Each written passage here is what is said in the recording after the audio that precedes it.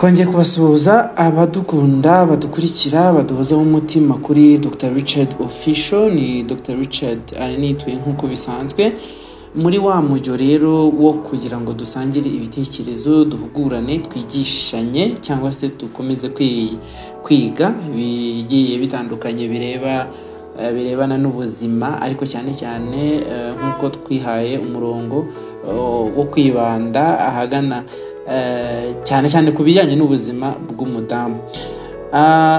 Ni muri uwo mujyo rero noneho nafashe umwanzuro wo kugira ngo nibura buri munsi njye mbaha ikiganiro cyane cyerekeranye n'ubuzima bw'umudamu.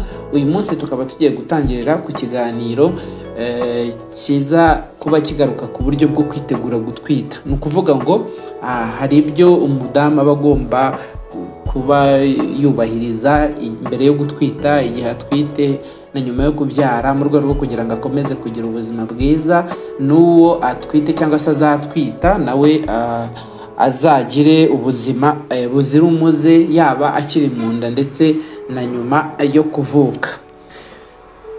Uburyo bwo kwitegura gutwita rero hari ibintu byinshi mu by'ukuri ubundi umuntu yakagombye kuba yavuga, umuntu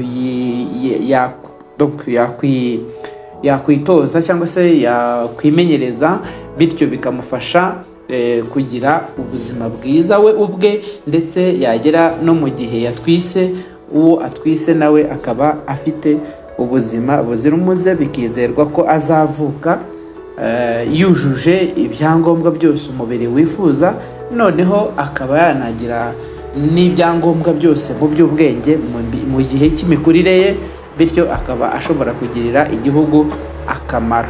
Ahanini ni n'icyo ngicyo kiba kigamijwe, ni icyo ngicyo twebwe nk'inzego z'ubuzima dukora cyangwa se dushinzwe, mu rwego rwo kugira ngo niba umwana avutse, kuva mbere yo gutwitwa cyangwa se mbere y'uko nyina amutwita, mu gihe amutwise na nyuma yo kuvuka, uwo muntu arakurikiranwa kugira ngo arushaho kugira ubuzima bwiza, noneho nagera igihe igihugu kimukeneyeho umusaruro, azabe koko ahagaze nk'umuntu witeguye kuba yagirira igihugu akamaro. Ni ubuhe buryo rero umubyeyi agirwa inama yo kwitegura gutwita? Wenda mbere yuko tubigarukaho cyane, nagira ngo mbanze mfate umwanya nshimira abantu bakora subscribe, abantu bakora share, abantu bakora like.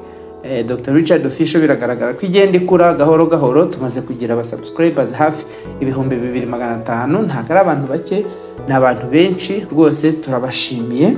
Ikindi twatangiye gahunda yo kugira ngo turebe ko twakwagura ibikorwa byacu. Turasaba rero ko mudutera inkunga aho bishoboka. Hari kode ya MomoPay igaragara kuri ekara yanyu, mushaka kudufasha kugira ngo tubashe kugira ibindi bikorwa remezo birebana n'izamuka ry'iyicano, kugira ngo tubashe kuyizamura mu buryo amakuru dutanga hano ashobora kugera ku bantu benshi.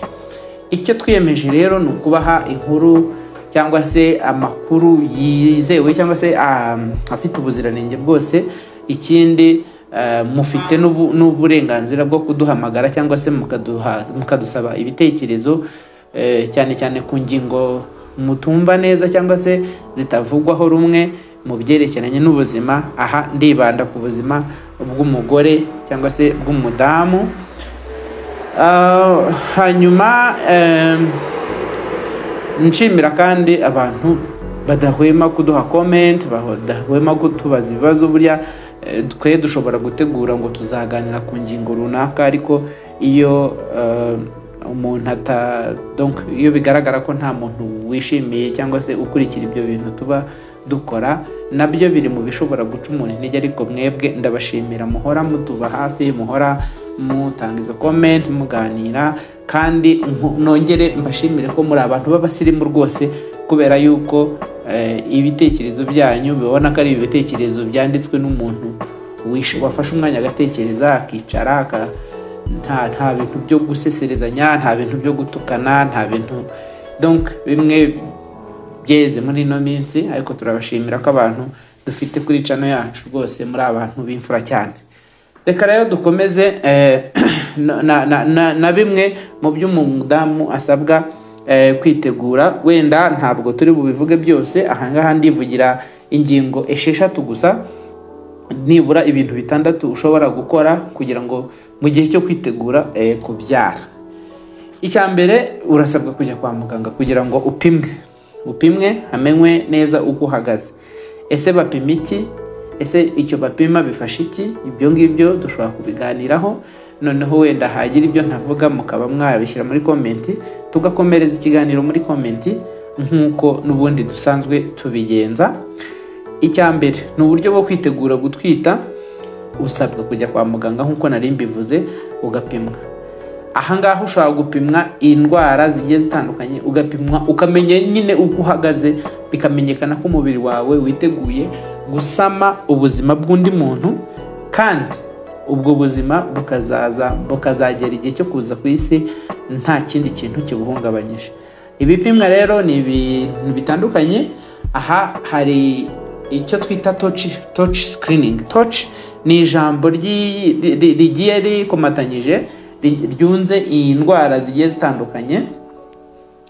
Nk'iyo T ivuga toxoplasmosis, ni ukuvuga ngo ni infection virale za toxo umuntu ashobora kugira, hanyuma zikaba zagira ingaruka ku mikurire cyangwa se ku miremerwe y'ubwonko bw'umwana. Urumva rero noneho icyata ku bwonko cyo kiba cyamaze kurangiza ubuzima muri rusange, bityo bikaba byatuma umwana atagira ubuzima buzima. Hanyuma hakaza murabizi ko touch nyine nk'iyi y'isitimu. Touch uvuye kuri T ujya kuri O ivuga other viruses, ni ukuvuga ngo ni amavirusi agiye atandukanye. Ubwo hashobora kuzamo na virusi ya sida, hashobora kuzamo amavirusi ya varicelle cyangwa se variole, hashobora kuzamo amavirusi nyine agiye atandukanye za hepatite, amavirusi yandi yose niyo bakubira muri icyo kintu cya O cyitwa other viruses. Noneho nyuma ya O haza inyuguti ya ra ngufi, nka ra yo mu Rwanda, ra ya Rwanda. No kuvuga ngo iyo ra ivuga rubella, cyangwa se ariyo mu Rwanda dukunze kwita rubeole. Ngo iyo nayo uba ugomba gupimwa ukamenya niba ntayo ufite, kubera yuko nko mu gihembwe cya mbere, no kuvuga amezi 3 ya mbere utwise, abarenga 90% iyo ufite iyo ndwara ishobora kuzahaza imikurire y'ubwonko bw'umwana, bityo bikazatuma ashobora kugira ibyago byo gupfira mu nda, cyangwa se yanavuka akavuka adafite ubushobozi bwo gukura mu mitekerereze. Noneho iyo uvuye kuri R ubwo hazaho C, ni ukuvuga ngo touch hazaho C. Noneho iyo C ni iyo bita cytomegalovirus, ni ukuvuga ngo ni indi virusi yindi nayo ifite ikihuriyeho no kuzingamisha cyangwa se kugwingiza ubwonko bw'umwana mu gihe yayanduye akitwitwe mu nda ya nyina cyangwa se akiri mu nda ya nyina. Hanyuma indi ni H, nayo nigeze kwivugaho muri other viruses, ni HIV. Ni ukuvuga ngo HIV rero mu rwego rwo kugira ngo tuzarinde yuko umwana yakwandura sida ayandujwe n'umubyeyi we, ibyiza buriya nuko iba yarapimwe mbere, noneho tukamenya uburyo dukurikirana umubyeyi no mu gihe cyo kubyara, bityo tukarinda umwana kugira ngo abe yakwandura ubwo bwandu. Uburyo burahari bwo kurinda ibyo, nabyo ni mu bishaka tuzakora ikiganiro cyabyo. Hanyuma rero ikindi ubusabwa kwitegura ni iki?